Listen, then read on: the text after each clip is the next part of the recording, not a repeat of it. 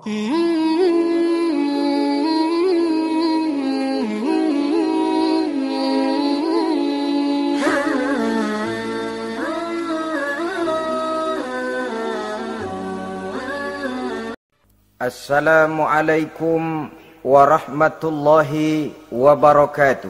Waalaikumsalam warahmatullahi wabarakatuh. Bismillahirrahmanirrahim. Alhamdulillahi rabbil alamin. Wassalatu wassalamu ala ashrafil anbiya'i wal mursalin, sayyidina wa maulana Muhammadin wa ala alihi wa ashabihil mujahidin at-tahirin, amma ba'du. Saudara-saudara, kita maklum bahwa solat merupakan sarana yang paling efektif untuk mendekatkan manusia kepada Allah.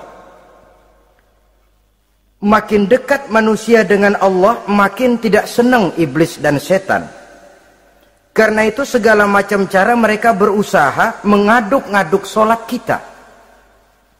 Dan sesungguhnya, jikalau kita mengerjakan solat, itu kan targetnya cuma dua. Pertama, agar solat kita itu sah. Yang kedua, agar solat kita itu qabul, yakni diterima oleh Allah. Kalau soal sah dan tidak, ukurannya gampang. Saya kalau ditanya orang, Pak, solat saya sah atau tidak? Saya bisa jawab. Saudara, solatnya syarat rukunnya cukup apa tidak? Cukup, sah. Itu kalau perkara sah. Tapi kalau sudah perkara qabul, Pak, solat saya diterima atau tidak oleh Allah? Ini saya tidak bisa jawab. Kenapa? Soal qabul mencakup masalah batin. Cuma ukuran logikanya, kalau syarat rukun cukup, insya Allah qabul. Saudara-saudara kaum muslimin rahimakumullah. Oleh karenanya, pada saat kita sholat, iblis, setan datang dari segala macam penjuru supaya kita kehilangan rasa khusyuk. Apalagi kalau kita jadi imam yang gerak kita, bacaan kita dilihat, didengar, disaksikan oleh orang banyak.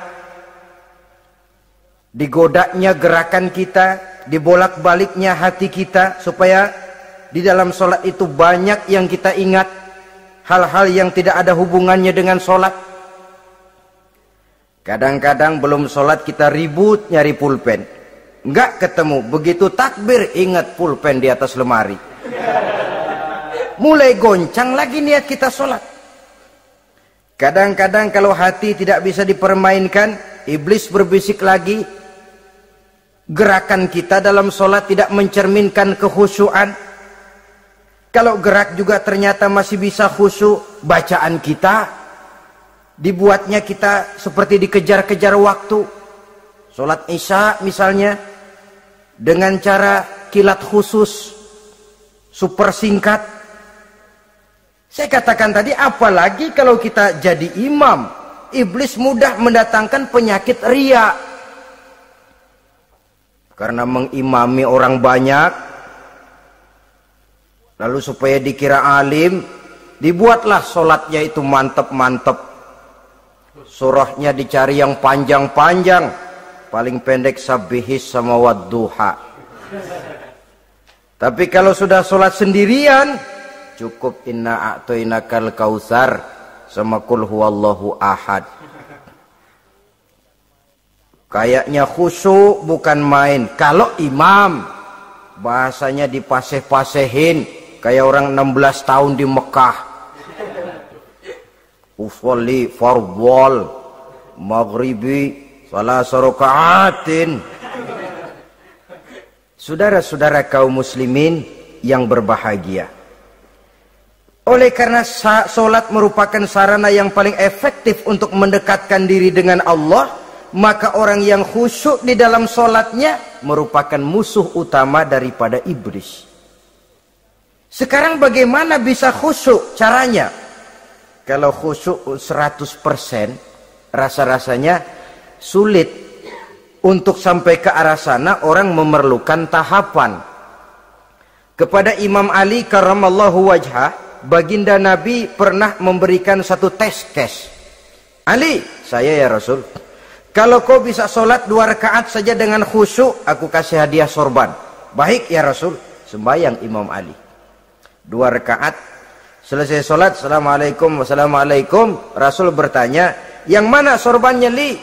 Tanpa nengok, Imam Ali menjawab, yang hijau ya Rasul. Setelah menjawab yang hijau, Rasul berkata, kamu tidak khusyuk Li. Kenapa? Soalnya tadi waktu sembayang mikirin, nanti kalau ditawarin sorban pilih yang hijau aja ah. Sehingga begitu ditanya, refleks menjawab, yang mana Li? Yang hijau saja ya Rasul. Oleh karena itu, menurut Al-Imam Nawawi, pada tingkatan yang paling sederhana, sudah sampai ke tingkat khusyuk, asal pada waktu takbiratul ihram ingat kepada Allah. Tapi jangan lupa, itu tangga pertama. Jangan ada fatwa begini lalu aman. Yang penting kan takbirnya ingat Tuhan, belasononya mau kemana kek. Bukan itu. Itu pada tingkatan pertama sudah sah dipandang khusyuk solatnya orang awam, asal pada waktu takbiratul ihram dia ingat kepada Allah. Tetapi harus terus berusaha agar sepanjang solat dia ingat kepada Allah. Caranya bagaimana? Pertama, menanamkan diri bahwa pada saat kita sedang mengerjakan solat, yang lain tidak ada kecuali Allah. Yang kedua, berusaha memahami apa yang kita baca. Sehingga pada saat kita sujud, subhana rabbiyal a'la wa bihamdih, terbayang kemahasucian Allah, kemahatinggian Allah. Sehingga hati tidak mengembara, mulut berucap, hati mengikuti apa yang diucapkan. Yang kadang-kadang membuat hati kita jalan-jalan, badan di masjid, badan takbir, badan ruku, tapi hati di pasar, hati di kantor, hati di pabrik. Karena yang kita ucapkan tidak berakar di hati. Yang kita baca kita nggak tahu artinya. Sangat boleh jadi hati lalu mengembara kemana-mana. Jadi untuk menopang kekhusyuan ini, cara yang paling efektif, pertama, tidak ada yang lain pada waktu kita sholat kecuali Allah. Yang kedua, berusaha memahami apa yang kita baca. Dikala kita sujud dikala kita duduk di antara 2 sujud, Rabbighfirli, ya Allah ampuni dosa saya, warhamni, kasihani saya, dan selanjutnya. Mulut membaca, hati mengikuti. Dengan mengikuti, hati tidak terlalu mengembara, ada tempat dia kembali. Saudara-saudara kaum muslimin rahimakumullah. Itu yang kelima. Yang keenam, yang menjadi musuh iblis, mukminun nasih, orang mukmin yang suka memberikan nasihat, orang mukmin yang suka memberikan petunjuk, termasuk juru-juru dakwah, para muballigh, itu merupakan musuh utama iblis. Kenapa? Tiap hari iblis kampanye, tiap hari iblis mengajak dengan segala macam cara yang kalau perlu dia berikan kamuflase, dia berikan fata morgana. Kalau perlu, yang haram dia bungkus dengan merek halal. Kalau perlu, kejahatan dia bungkus dengan baju kebajikan. Istilahnya racun diberi merek madu. Dan itu wajar. Cuma kita tentu harus punya filter, daya saring positif agar tidak salah pilih. Karena iblis ini pintar betul. Kalau kita khusyuk dalam sholat, dia tanamkan kepada kita misalnya seperti tadi itu. Sholatmu memang hebat, khusyuk. Di kampung ini tidak ada orang yang sholatnya seperti kamu. Tertanam itu dalam hati kita, timbul ujub. Akhirnya, iya, gue lihat-lihat di kampung sini kagak ada yang sembayangnya kayak gua. Nah, sudah masuk iblis. Jadi dia pandai mengikuti gerak hati dan irama denyut jantung manusia ini. Kemana kecenderungan manusia, ke situ dia masuk. Pendeknya iblis itu ibarat tukang joget, dia ngerti bener irama kendang. Saudara-saudara kaum muslimin rahimakumullah. Termasuk juru-juru dakwah, para mubalik, orang yang suka memberikan nasihat ini. Mereka memberikan filter kepada umat, kepada jamaah, jangan sampai salah pilih. Dan iblis menyesatkan kita supaya kita salah pilih. Satu contoh ringan.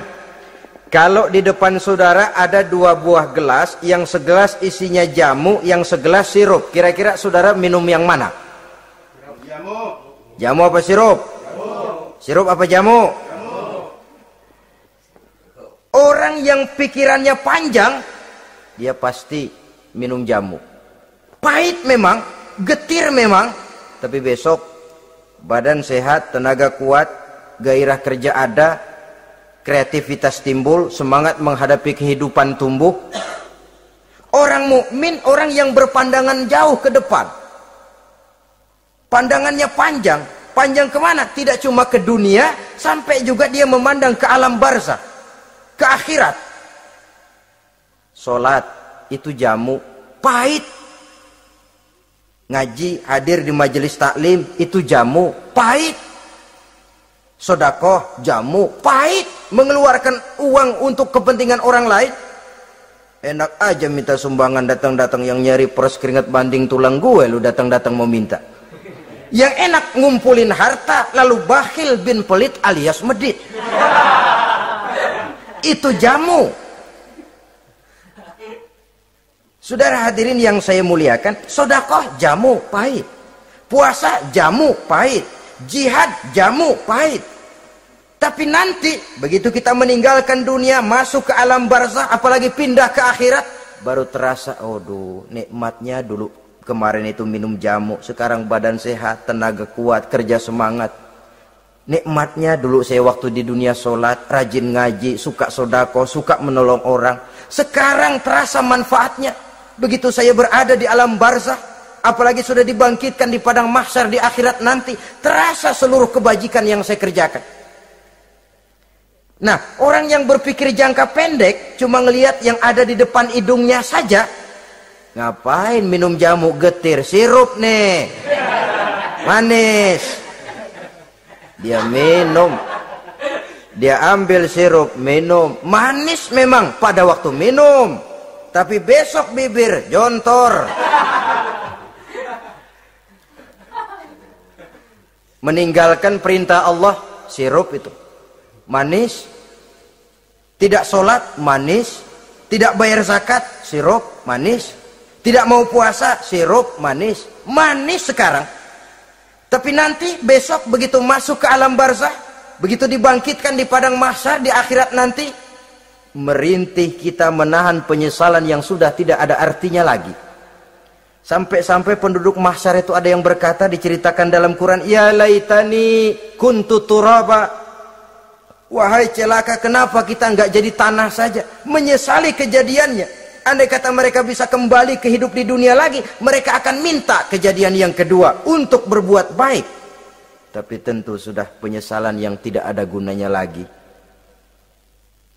Maka saudara-saudara, emang cuman jalan duluan kecebur di sumur yang nyesel duluan.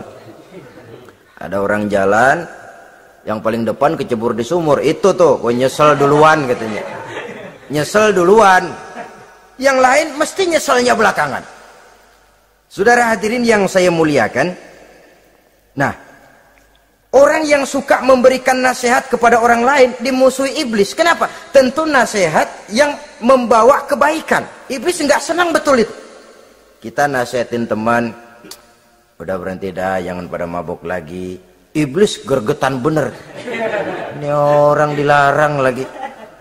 Kita nasihati teman, udah jangan masang-masang lagi dah, nggak bakalan kena, dikebohongin. Nggak ada orang jadi kaya masang judi, bangkrut malah loh.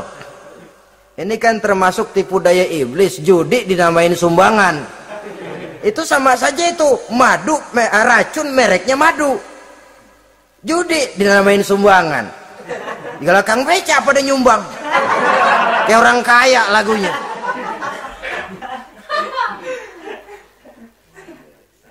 Saudara-saudara kaum muslimin rahimakumullah, adalah kewajiban kita memang untuk tawasau bil haq, saling nasihat menasihati. Setiap kita juru dakwah, Setiap kita wajib menyampaikan apa yang sudah kita tahu kepada orang yang belum atau kurang tahu. Saudara yang bisa bismillah wajib mendakwahkan bismillah itu kepada orang yang belum tahu bismillah. Saudara bisa Fatihah harus menyampaikan itu kepada orang yang belum bisa Fatihah. Persetan dengan orang lain. Apalagi yang cuma kerjanya ngeritik saja, lu baru bisa Fatihah doang udah ngajar. Biar aja yang diajarin gak bisa Fatihah kok.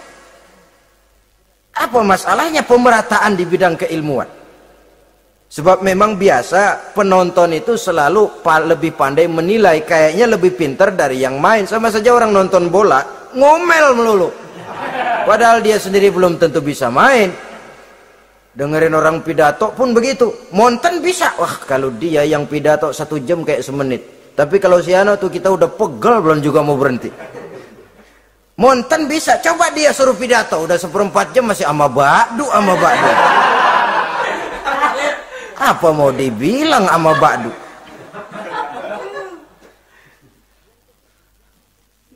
Yang ketujuh,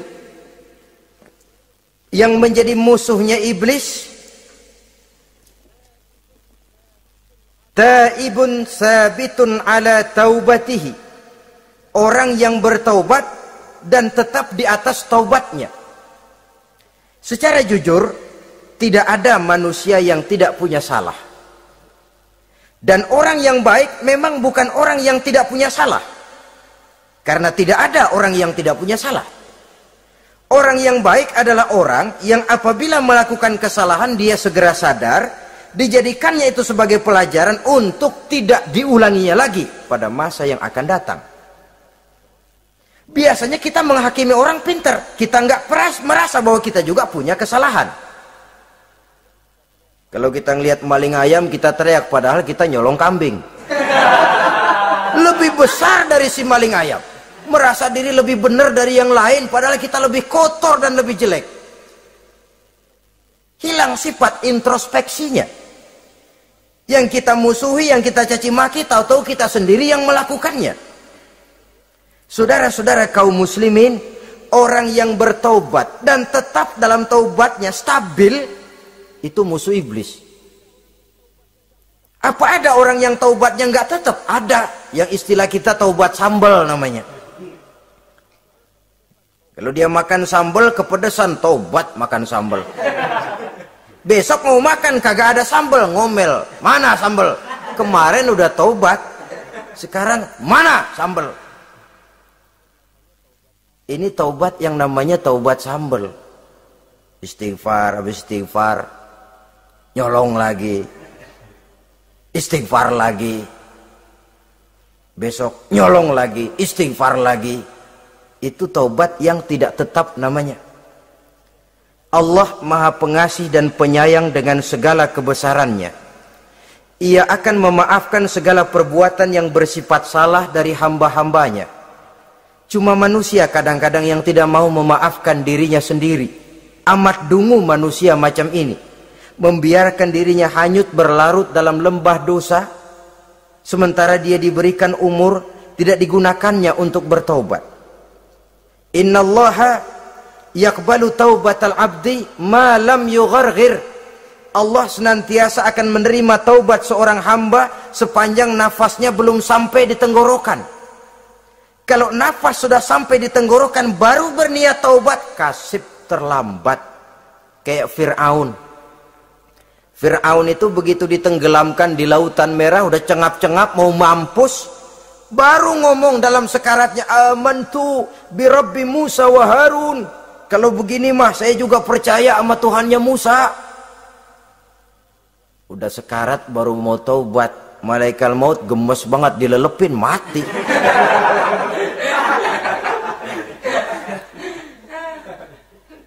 Nah, kepada adik-adik remaja, biasanya kalau sudah bicara taubat, pikiran kita, taubat mah urusan 70 tahun ke atas.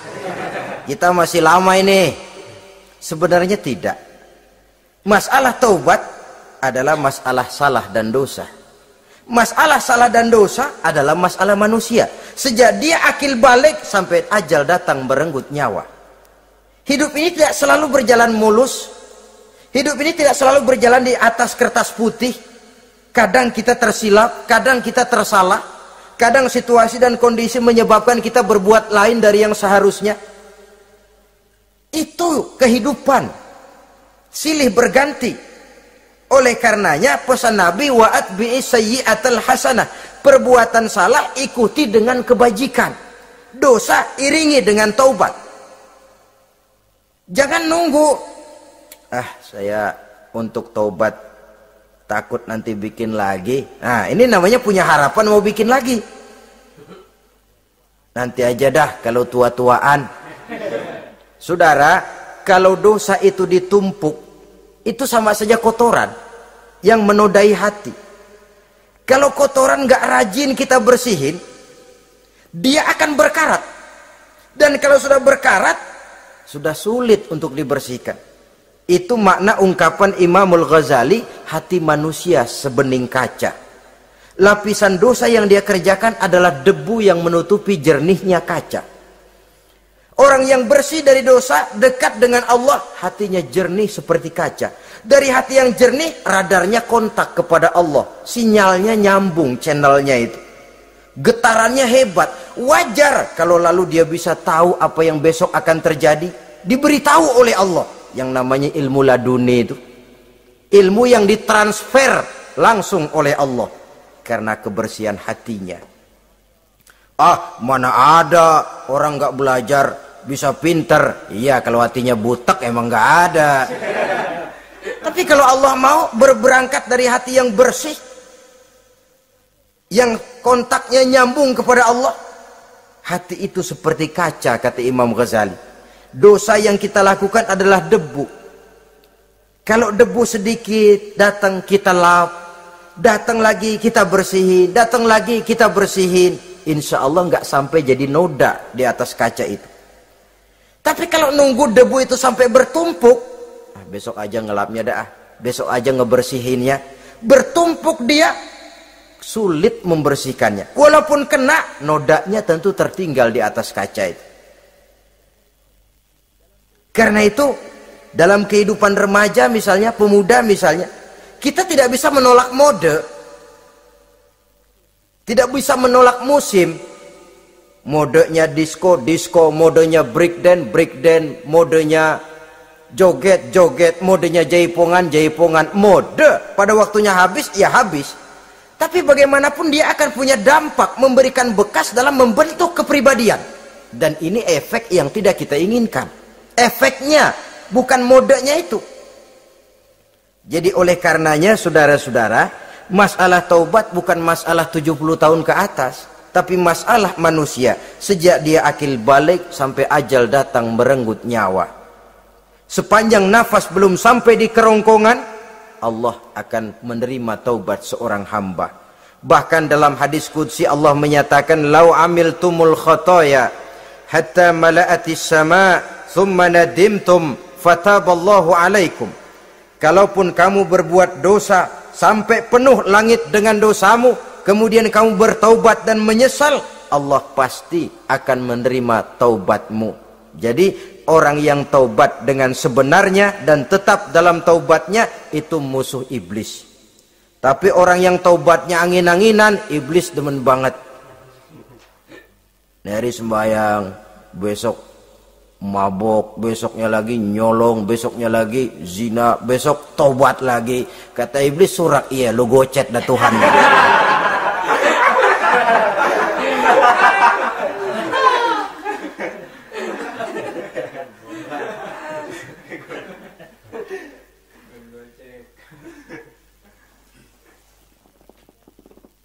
Selanjutnya, yang ke-8, musuh iblis, musuh setan, mukminun yudawi mu'alat taharah. Orang mukmin yang membiasakan diri selalu dalam keadaan bersuci. Baik dari hadas kecil, lebih-lebih dari hadas besar. Wudu utamanya memang untuk sholat. Tapi membiasakan wudhu dalam kehidupan sangat baik sekali. Mau ke kantor, wudhu dulu. Mau ke pasar, wudhu dulu. Mau ngajar, wudhu dulu. Apa sebabnya? Karena dalam keadaan suci, orang ada sikap memelihara kesuciannya. Kalau kita naik PPD pagi-pagi gelantungan, kalau punya wudhu, hati-hati, kesenggol perempuan juga sayang sama wudhu. Tapi kalau nggak punya wudhu, jangan kesenggol, kita nyeruduk. Ada semacam sikap apik di dalam kehidupan ini. Karena itu biasakan wudhu. Untuk menjaga kebersihan diri, kebersihan zahir, kebersihan batin, belum lagi kemanfaatan di akhirat. Sebab kata Nabi, inna ummati ya'tuna yaumal qiyamah ghurran muhajjalin min asaril wudu. Umatku di akhirat nanti akan datang menghadap Allah dengan muka berseri-seri, bersinar-sinar dari sebab sering wudu. Sehingga tidak usah mengaku pun Rasul akan memanggil karena muka yang sering tersentuh air wudu ini.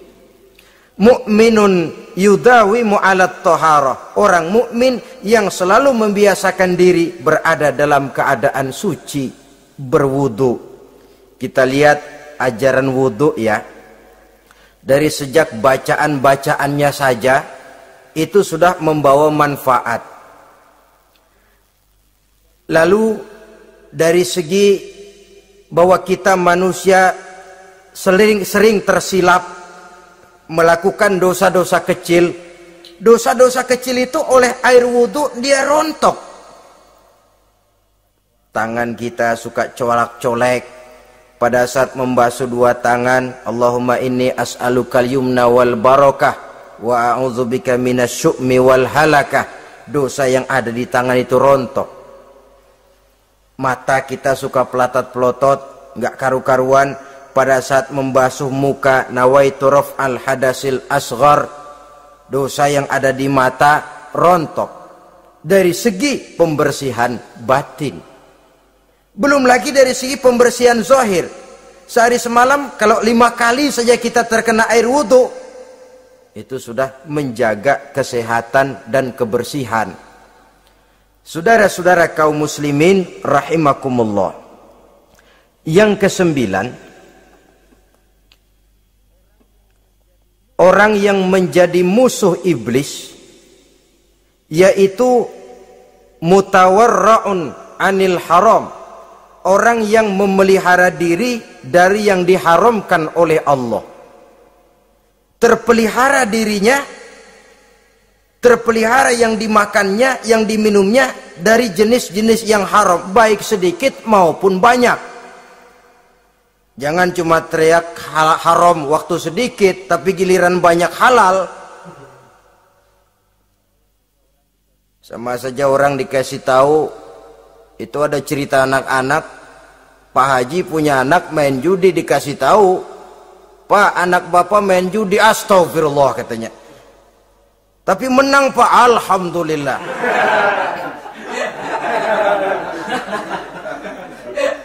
Ini kan sama saja, giliran sedikit dibilang haram karena dia nggak dapat jatah, begitu dapat banyak dan dia kecipratan jadi halal. Yang sedikit haram, banyaknya pun juga haram. Yang banyaknya haram, sedikitnya juga haram. Ada orang bilang minuman keras kalau nggak mabok kan nggak haram. Yang memabukkan banyaknya, sedikitnya tetap saja haram. Ma askaro kasiruhu faqaliluhu haramun. Apa yang banyak menyebabkan jadi mabuk, sedikitnya pun juga haram.